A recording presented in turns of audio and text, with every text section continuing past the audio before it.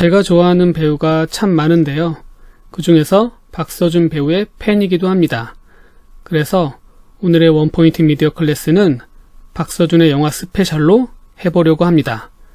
박서준 배우가 주인공으로 나온 영화 중에서 흥행한 영화와 흥행하지 못한 영화에 대해 한번 얘기해 보겠습니다. 안녕하세요. 연구소 감각 대표이자 대중영화 전문 강사 켄입니다. 제가 인터넷을 하던 중에 자주 들어가는 녹색 창에 실시간 검색어로 영화 사자가 1위에 올라와 있었어요. 사자는 작년에 개봉한 영화인데요. 개인적으로 좋아하는 박서준 배우와 안성기 선생님께서 나온 영화입니다. 격투기 챔피언 용우, 박서준 배우와 구마사제, 안신부, 안성기 배우죠. 이렇게 두 주인공이 힘을 합쳐 사악한 악마를 물리치는 이야기입니다. 갑자기 검색 순위 1위에 오른 걸 보니까 영화가 어떤 채널에서 방송을 한 것 같고요.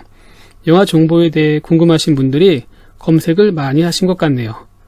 크게 흥행을 하지 못해서 이 영화에 대해 잘 모르신 게 아닐까 하는 생각이 들었고요. 그래서 영화 사자에 대해 얘기해보고 더불어 박서준 배우가 나온 영화를 함께 다뤄보면 좋을 것 같다 원포인트 미디어 클래스에서 얘기해 보려고 합니다. 영화 사자에 대해 얘기하기 전에 2017년에 박서준 배우가 나왔던 영화 청년경찰 기억나시나요? 이 영화가 극장 관객수만 약 565만 명이 조금 넘었습니다. 대중의 사랑을 받았죠. 박서준 강하늘 배우가 경찰대 학생으로 나오고 우연히 목격한 납치 사건을 멋지게 해결하는 이야기입니다. 특별 출연한 영화 기생충을 제외하고 박서준 배우가 주인공으로 나온 영화 중에 대중적으로 가장 흥행한 영화가 바로 청년경찰입니다. 제가 박서준 배우를 처음 봤을 때가 2013년도에 SBS에서 방영한 드라마 따뜻한 말 한마디였어요. 드라마 제목이 좋아서 보기 시작했는데요. 당시 재밌게 봤던 기억이 나네요. 그때 어떤 여자 배우분과 함께 박서준 배우가 커플로 나왔었어요.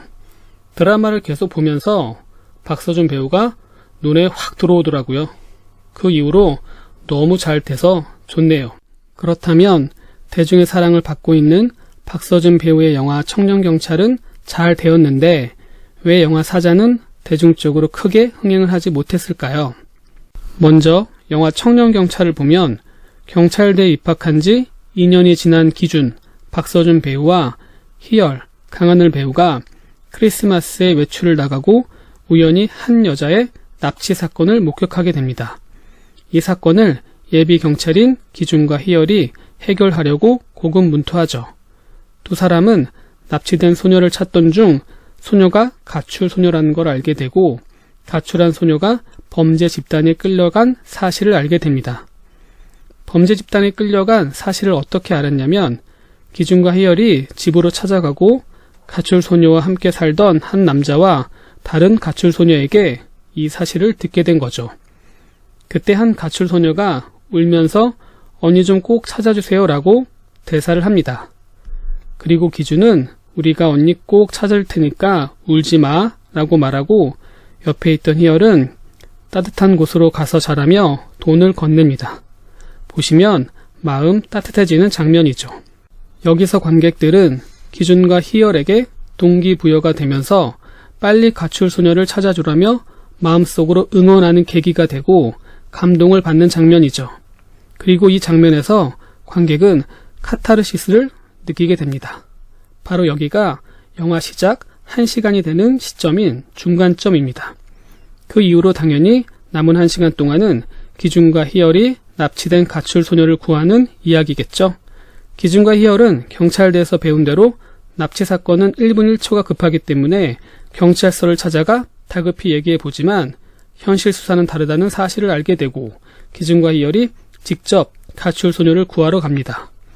계속되는 장면에서 관객들은 경찰들의 안이한 태도를 보며 화가 나고 두 청년의 정의로운 모습에 관객들의 마음이 동요하면서 기준과 희열을 응원하게 됩니다.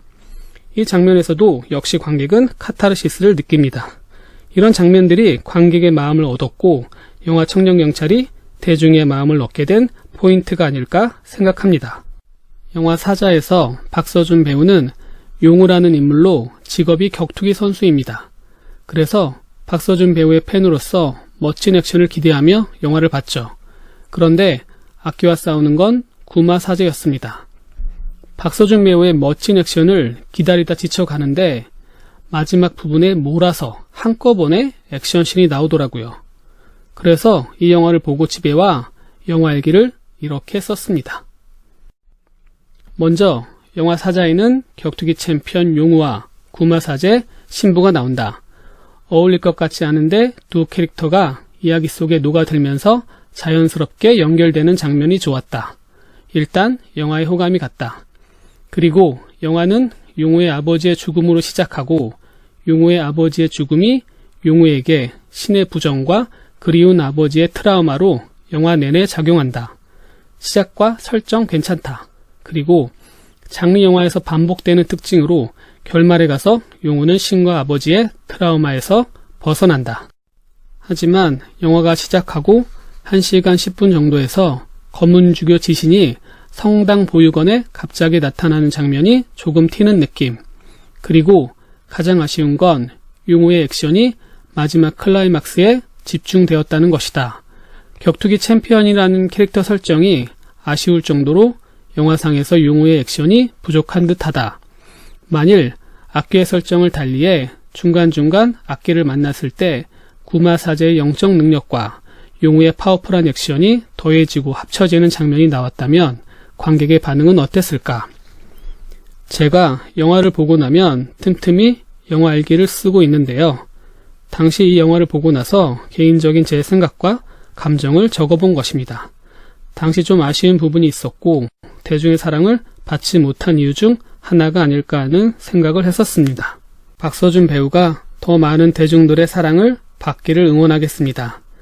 최근 개봉 영화를 보시고 이 영화가 왜 재미있는지 또는 왜 재미없는지에 대해 궁금하시거나 원포인트 미디어 클래스에서 다루어졌으면 하는 영화가 있으시면 편하게 아래 메일로 보내주세요.